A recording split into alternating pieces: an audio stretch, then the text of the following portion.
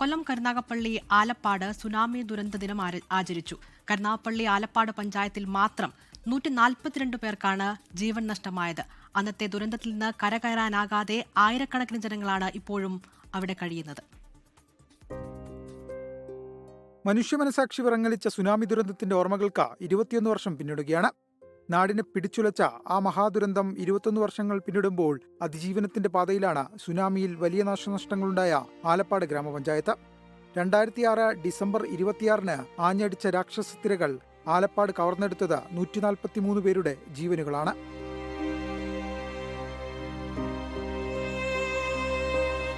ആ ദിവസത്തെ ഇന്നും ഓർത്തെടുക്കാൻ ഭയമാണ് ഇവിടുത്തുകാർക്ക്. കിടപ്പാടത്തിനും സമ്പത്തിനുമെല്ലാം മീതെ സ്വന്തം മക്കളെ തന്നെ സുനാമിത്തിരകൾ കവർന്നെടുത്തപ്പോൾ ജീവിതം ഇരുട്ടിലായ അച്ഛനമ്മമാർ നിരവധി ഉണ്ടായിരുന്നു. തിരമാലകൾ മലയോളം പൊക്കത്തിൽ ഇങ്ങനെ കറുത്തിരുണ്ട് വരിക.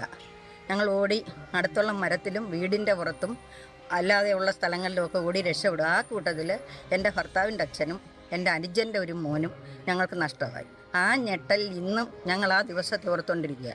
എല്ലാ വർഷവും ഇതുപോലെ ഓർമ്മ പുതുക്കലിൽ ആൾക്കാർ വന്നു പോകുന്നു എന്നുള്ളതല്ലാതെ ഞങ്ങളുടെ വിഷമങ്ങൾക്ക് ഒരറുതി ആയിട്ടില്ല. ആലപ്പാട്ട് സുനാമി സ്മൃതി മണ്ഡപത്തിൽ വിവിധ രാഷ്ട്രീയ പാർട്ടികളുടെയും കരയോഗങ്ങളുടെയും സാംസ്കാരിക സംഘടനകളുടെയും നേതൃത്വത്തിൽ പുഷ്പാർച്ചന നടത്തി. മരണപ്പെട്ടതിൽ 10 പെൺകുട്ടികൾ പഠിച്ചിരുന്ന അഴീക്കൽ ഹൈസ്കൂളിലെ വിദ്യാർത്ഥികളും അധ്യാപകരും പുഷ്പാർച്ചന നടത്തി.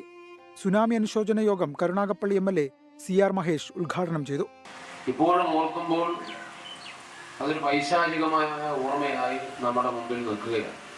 കാലം എത്ര കഴിഞ്ഞാലും ശരി, സുനാമി ദുരന്തത്തിൽ നമ്മൾ തീർത്ത കണ്ണുനീർ അത് വറ്റില്ല.